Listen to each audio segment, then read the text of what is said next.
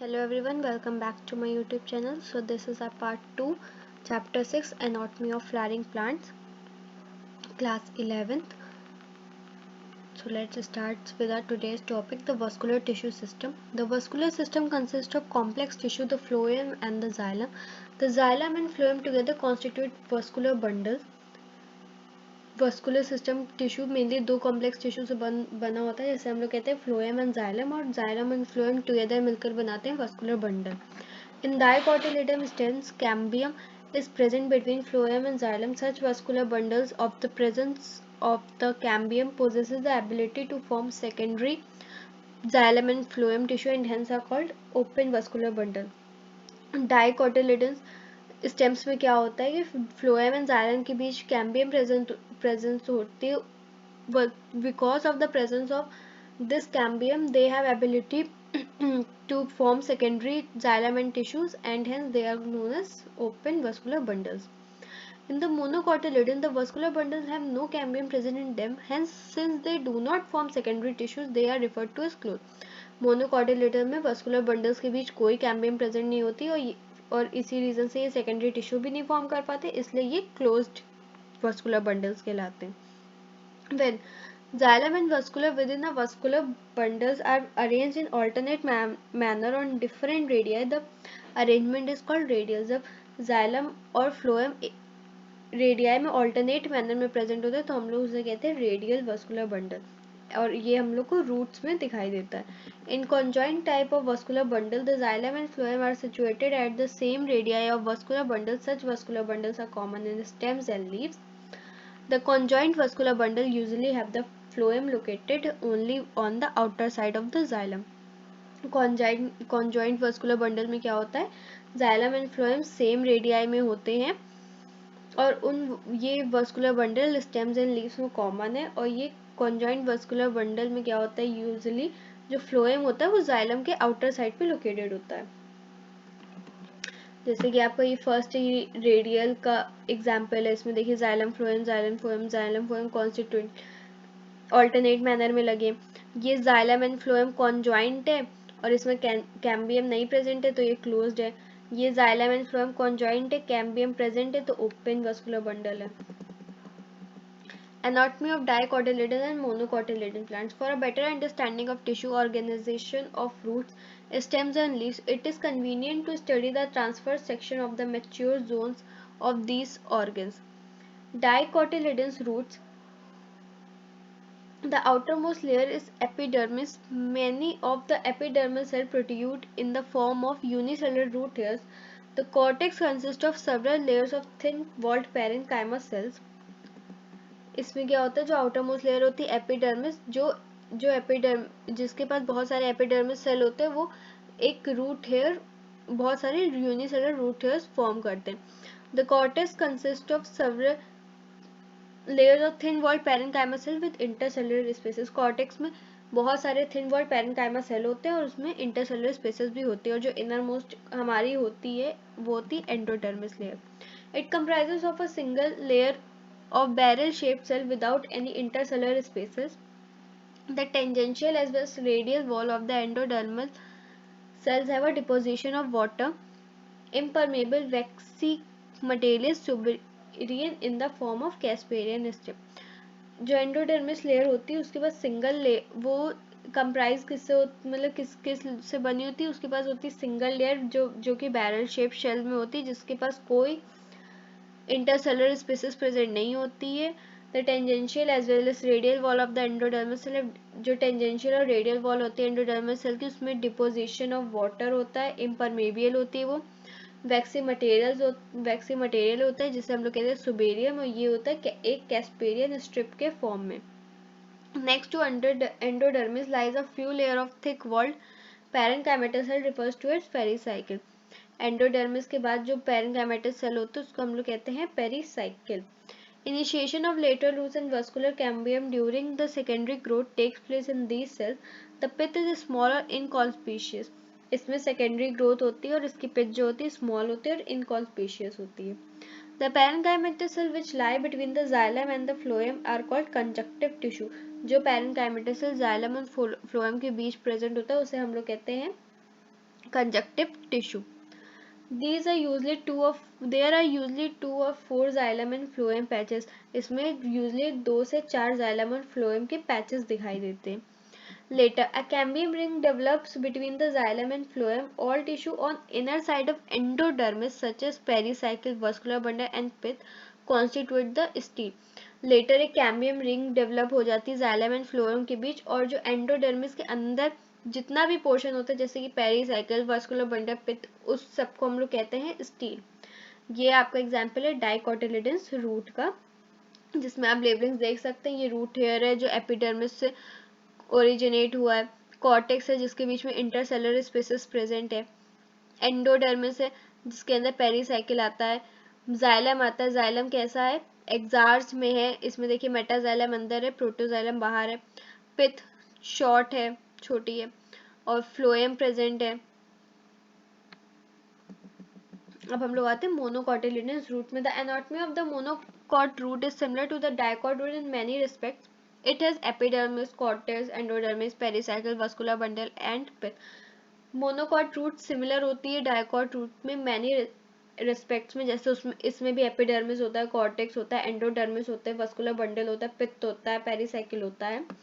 As compared to the dicot root, which have fewer xylem bundles, there are usually more than 6 xylem bundles in monocot root. Dicot root में हम लोग ने देखा कि कम xylem bundles होते हैं, 4 होते हैं, 2 से 4 होते हैं, और पर मोनोकॉट रूट में 6 xylem bundles होते हैं. Pith is large and well developed. Monocotyledonous root do not undergo any secondary root. Pith large होती है, well developed होती है, और ये कोई भी secondary root formation नहीं करते. Dicotyledon stem. The transverse section of a typical young dicotyledon stem shows that epidermis is the outermost protective layer of the stem. जब हम लोग transverse section किसी stem का काटते हैं, dicotyledon stem का काटते हैं, जो हम लोग को सबसे outermost protective layer दिखती है वो होती है epidermis. Covered with the thin layer of cuticle, it may be a trichomes and few stomata. ये एक thin layer cuticle से covered होती है जो कि trichomes और few stomata bear करती है. The cells arranged in multiple layers between epidermis and pericycle constitute the cortex. बहुत सारे मल्टी लेयर्स में सेल अरेंज्ड है एपिडर्मिस और पेरीसाइकिल के बीच में, उसे हम लोग कहते हैं कॉर्टेक्स. It consist of 3 सबजोन. ये आगे 3 सबजोन में डिवाइडेड है. डेट इज हाइपोडर्मिस, जो कि बहुत सारे कॉलन काइमेटिस सेल से बनी हुई होती है, जो जस्ट बिलो एपिडर्मिस की होती है, और ये मैकेनिकल स्ट्रेंथ प्रोवाइड करती है हमारे यंग स्टेम को. सेकेंड सबजोन है कॉर्टिकल लेयर्स, जो कि हाइपोडर्मिस के नीचे होता है, और ये राउंडेड थिन वॉल्ड पैरेनकाइमेटिस सेल से बना हुआ होता है विद कॉन्स्पिशियस इंटरसेलुलर स्पेसेस. थोड़ी बहुत इंटरसेलुलर स्पेसेस होती है. The innermost layer of cortex is endodermis. The cells of the endodermis are rich in starch grains and the layer is also referred to as starch sheet. सबसे एंडरमोस्ट layer कौन सी है cortex की? Endodermis, जो कि rich है starch grain में, और इसलिए उस लेयर को हम लोग स्टार्च शीट भी कहते हैं. Pericycle is present on the inner side of the endodermis and above the phloem in the form of semilunar patches of sclerenchyma. Pericycle कहाँ प्रेजेंट होता है? एंडोडर्मिस के इनर साइड और अबव द फ्लोएम, जो कि सेमिलूनर पैचेस फॉर्म करता है sclerenchyma के. In between the vascular bundle, there are few layers of radially placed parenchymatous cells, which constitute of medullary rays. A large number of vascular bundles are arranged in ring. The ring arrangement of vascular bundle is a characteristic of dicot stem. जो ring arrangement होता है vascular bundle का, ये characteristic feature है dicot stem का. Each vascular bundle is conjoint, open and enlarged protoxylem. जो vascular bundle है conjoint होता है, open होता है, और protoxylem कहाँ पे होता है? enlarged position में. A large number of rounded parenchymatous cells with large intercellular spaces which will occupy the central portion of the stem constitute the pith. जो सेंट्रल पोर्शन होता है स्टेम का, वो बना हुआ होता है राउंडेड लार्ज पेरेनकाइमेटेड सेल, जिनके पास इंटरसेलुलर स्पेसेस होती है, और उसे हम लोग कहते हैं पिथ. आइए अब हम लोग इसका डायग्राम देख लेते हैं. ये एपिडर्मल हेयर है, फिर आएगी आपकी एपिडर्मिस, फिर हाइपोडर्मिस जो कि कॉलन काइमा से बनी होती है, फिर पैरेन्काइमा लेयर, फिर एंडोडर्मिस, उसके बाद हमारा पेरीसाइकिल, देन वस्कुलर बंडल जो कि कॉन्जाइंट है, ओपन है क्योंकि इसमें कैम्बियम प्रेजेंट है, वो फिर आगे मेडुलरी रेस भी फॉर्म करता है, और पिथ लार्ज होती है जो कि पैरेन्काइमेटिस सेल से बनी हुई होती है। Monocotyledon stem, monocotyledon stem has sclerenchymatous hypodermis. Monocotyledon stem में क्या डिफरेंस है कि इसकी हाइपोडर्मिस कैसी होती है, स्क्लेरेन्काइमेटिस होती है। A large number of scattered vascular bundle is surrounded by a sclerenchymatous bundle shed and a large conspicuous parenchymatous ground set. पित्त कैसे बनी होती है, sclerenchymatous bundle shed होते हैं और large conspicuous parenchymatous ground tissue present होता है. Vascular bundle are conjoined and closed. Peripheral vascular bundle are generally smaller than centrally located ones. The phloem parenchyma is absent and water containing cavities are present within the vascular bundle. इसमें क्या होता है, vascular bundle conjoint होते हैं, close होते हैं। Peripheral vascular bundle generally small होते हैं सेंट्रली लोकेटेड के कंपैरिजन में। फ्लोएम पैरेन्काइमा एब्सेंट होता है, वाटर कंटेनिंग कैविटीज जो प्रेजेंट होती है वो वस्कुलर बंडल के अंदर होती है। ये डायग्राम आपका मोनोकोटिलिडन स्टेम का है। एपिडर्मिस, हाइपोडर्मिस, फिर वस्कुलर बंडल्स पेरीफेरी में भी होते हैं और बीच में भी होते हैं, फ्लोएम, जाइलम और ग्राउंड टिश्यू।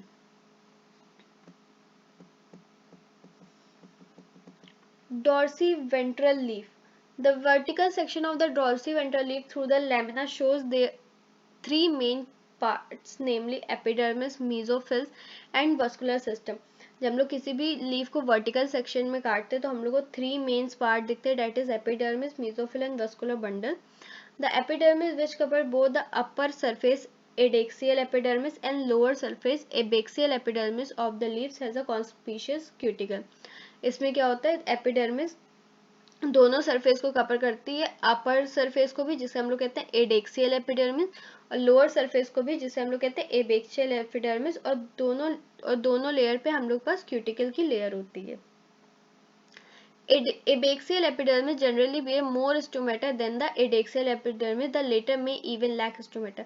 Abaxial epidermis यानी लोअर लेयर के पास ज़्यादा स्टोमेटा होता है as compare to adaxial epidermis, और एडेक्सियल एपिडर्मिस लैक भी करती है स्टोमेटा. मतलब उसमें ज़रूरी नहीं कि एडेक्सियल एपिडर्मिस में स्टोमेटा प्रेजेंट हो. The tissue between the upper and the lower epidermis called mesophyll. जो लोअर और अपर एपिडर्मिस के बीच का टिश्यू होता है उसे हम लोग कहते हैं mesophyll. Mesophyll which possesses chloroplast and carry out photosynthesis is made up of parenchyma. Mesophyll किससे बना होता है, पैरेन्काइमा से. उसके अंदर क्लोरोप्लास्ट होता है जिसकी हेल्प से फोटोसिंथेसिस होता है. और मेसोफिल आगे दो में डिवाइडेड होता है, that is palisade parenchyma and the spongy parenchyma. The adaxially placed palisade parenchyma is made up of elongate cells which are arranged vertically and parallel to each other. जो एडेक्सियली placed palisade parenchyma होते हैं वो elongated cell से बने होते हैं जो कि वर्टिकली एंड पैरेलल एक दूसरे से अरेंज होते हैं. The oval or round and loosely arranged spongy parenchyma is situated below the palisade cell and extend to the lower epidermis. जो स्पॉन्जी पैरेन्काइमा होते हैं वो लूजली अरेंज होते हैं और ओवल होते हैं, राउंड होते हैं, जो कि पैलिसेड सेल के जस्ट बिलो प्रेजेंट होते हैं और फिर वो लोअर एपिडर्मिस तक एक्सटेंड करते हैं. There are numerous large spaces and air cavities between these cells. इनके पास बहुत सारी लार्ज स्पेस होती है, एयर कैविटीज होती है इन सेल्स के बीच. Vascular system include vascular bundle which can be seen in veins and the midribs. Vascular bundle हम लोग को कहाँ दिखेगा, वेन्स और मिडरिब्स में. The size of vascular bundle are dependent on the size of the vein. Size of vascular bundle depend करता है when के साइज पे. The veins vary in thickness in the reticulate venation of the dicot leaves. When thickness में very करती है reticulate venation में, dicot leaves में. The vascular bundles are surrounded by a layer of thick walled bundle sheath cells. vascular bundle किससे surrounded है, thick layer से surrounded है जो कि है बंडल sheath सेल. आइसोबाइलेटरल लीव्स, मतलब यहाँ पे मोनोकॉट लीफ की बात हो रही है. The anatomy of isobilateral leaf is similar to that of dorsiventral leaves in many ways. जो आइसोबाइलेटरल लीव्स होती है वो एनाटॉमी में सिमिलर होती है डॉर्सोवेलेंट्री लीव से, पर कुछ कुछ उसके डिफरेंसेस होते हैं। आइए हम लोग इसके डिफरेंसेस पढ़ लेते हैं। In an isobilateral leaves the stomata are present on both the surfaces of the epidermis। isobilateral leaves में क्या होता है, जो स्टोमेटा होता है वो दोनों एपिडर्मिस पे प्रेजेंट होता है, यानी अपर में भी और लोअर में भी। इसमें क्या होता है, मेसोफिल्स आगे पैलिसेड और स्पॉन्जी पैरेन्काइमा में नहीं डिफरेंशिएटेड होते। In grasses, certain adaxial epidermal cells along the veins modified themselves into large, empty, colorless cells. These are called bulliform cells. Grasses में क्या होता है कि जो एडेक्सियल एपिडर्मल होता है, मतलब जो अपर एपिडर्मल होता है, वो अपने वेन को मॉडिफाई कर लेता है लार्ज एम्प्टी कलरलेस सेल्स में, जिसे हम कहते हैं bulliform cell. When the bulliform cells in the leaves have absorbed water and are turgid, the leaves is exposed. जब बुल्लीफॉर्म सेल्स होते हैं लीव्स में, जब वो वाटर को एब्जॉर्ब कर लेते हैं और टर्जिड हो जाते हैं, तो हम लोग को लीफ सरफेस दिखता है। और जब फ्लैसिड हो जाते हैं किसी वाटर स्ट्रेस की वजह से, तो वो अपनी लीव्स को कर्ल कर लेते हैं ताकि वाटर लॉस कम हो। The parallel venation in monocot leaves is reflected in near similar sizes of vascular bundle as seen in vertical section of the leaves। ये डायग्राम है, ये डाइकॉट लीफ का, ये मोनोकॉट लीफ का। मोनोकॉट लीफ में देखिए दोनों साइड में स्टोमेटा प्रेजेंट है, और डाइकॉट लीफ में अपर में नहीं स्टोमेटा है, नीचे में है। इसमें मेसोफिल स्पॉन्जी और पैलिसेड मेसोफिल में डिवाइडेड है, इसमें मेसोफिल डिवाइडेड नहीं है। ये दो मेन डिफरेंस है डाइकॉट और मोनोकॉट लीफ के बीच। तो आज ये हमारा चैप्टर खत्म होता है। सेकेंडरी बोर्ड नीट 2024 से हट चुका है।